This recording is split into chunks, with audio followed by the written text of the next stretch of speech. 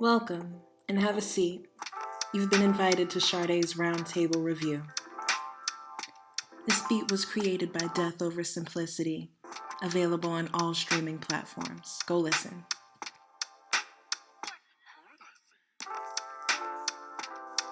So, in the last episode, the statement was made that it's dangerous for me to be a black woman in America. And my response was, I have mixed feelings about that. And the main reason being is because I have to often ask myself, because I'm at an intersection where I am black and I am female living in America, am I having this experience because I'm black? Am I having this experience because I am female? Or am I having this experience because I live in America?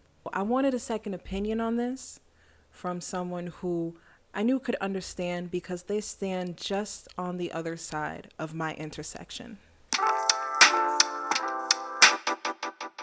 She ready? This one brings me back. When it comes to Tiffany Haddish, I know I'm going to be tickled pink with laughter. According to this book, this author is a comedian by nature and profession. Tiffany describes the many challenges and setbacks she endured on her career path.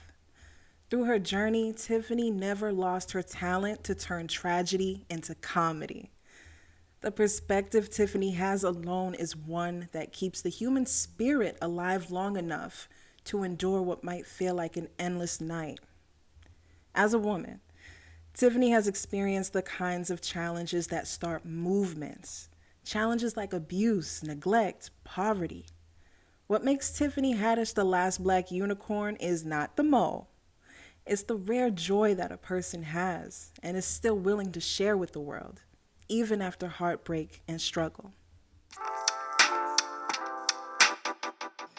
All right, welcome and thank you for coming. Please introduce yourself. Hi, my name is Jennifer, also known as Jenny, also known as Jen, and I am born and raised in Worcester, Mass. All right. So we are talking about The Last Black Unicorn by Tiffany Haddish. I know you're familiar with it, so what do you think so far? So I think it's really funny so far. I've been playing it on my cell phone, whether I'm doing my hair, taking a shower. I put it up on the top of the shower so it doesn't fall in.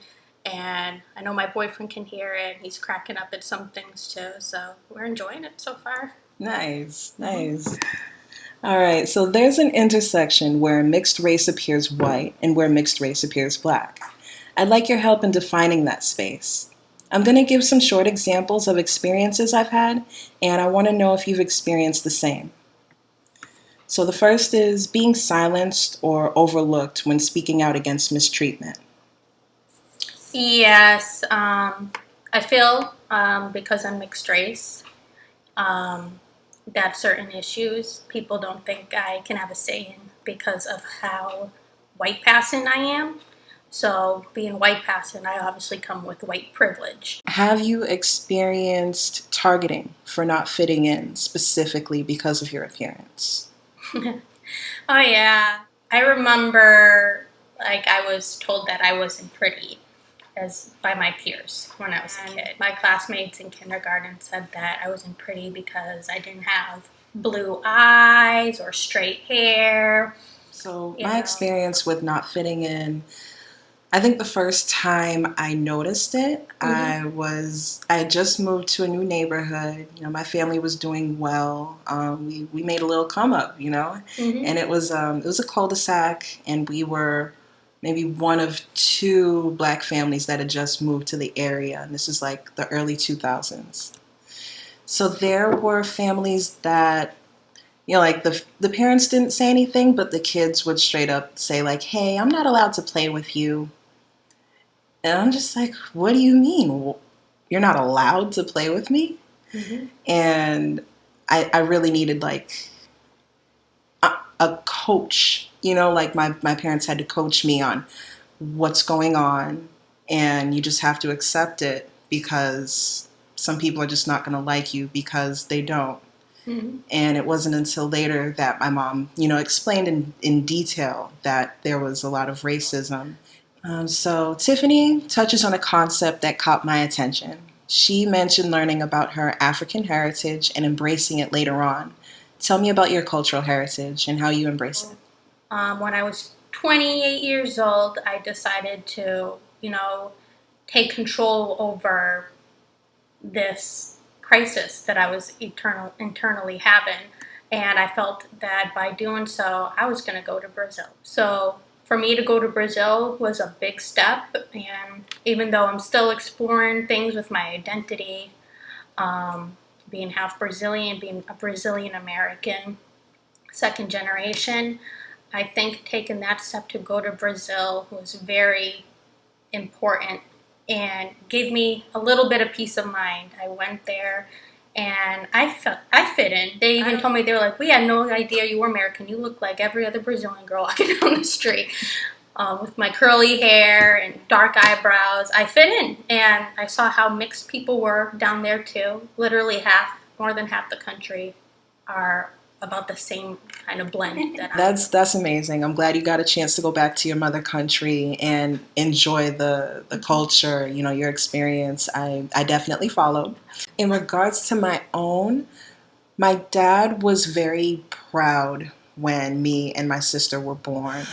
His family, they were happy to receive me and my sister, and they showed us how they live, and they fed us, they clothed us, they bathed us. It was a full experience in itself. Tiffany teaches us to laugh through tragedy. Can you tell me about an experience you've had that may have been tragic, but you can look back and laugh? I think the ones that I can look back and laugh, even on serious topics that most people in the situation wouldn't laugh at, would be more so my career, because as you know, I work in human services. Yeah. I definitely recall a few stories that we've talked about. If you don't mind me bringing up a client that you've worked with long term who would tell you to put your hands behind your back. Let me tell you, I still have dreams about that guy. I kid you not. Oh my God. Yeah, this person really wanted to put my hands behind my back.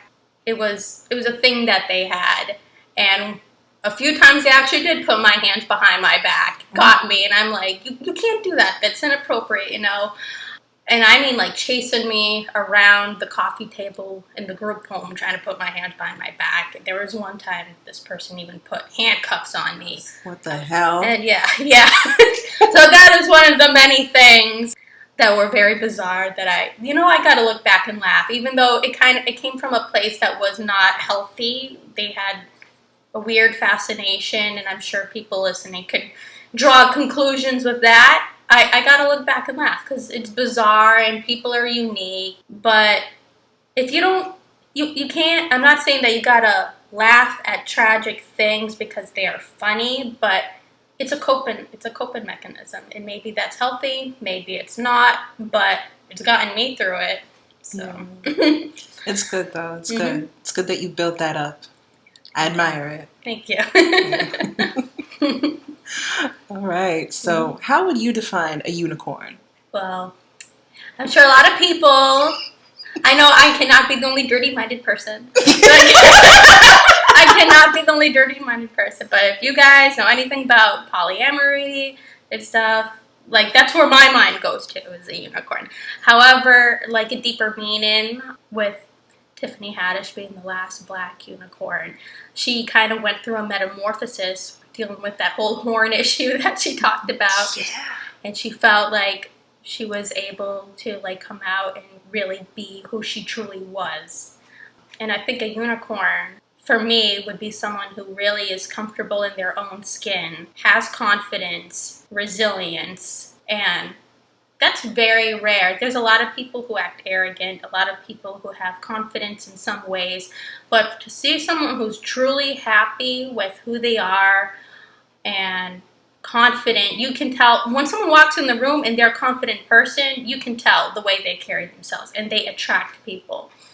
I think that's what a unicorn is, because with, everyone's got anxiety and depression these days. So when you see someone who's truly at peace with themselves, I think that would be very nice. Very nice. Yeah, my mind definitely took a stop at polyamory when you talked about that.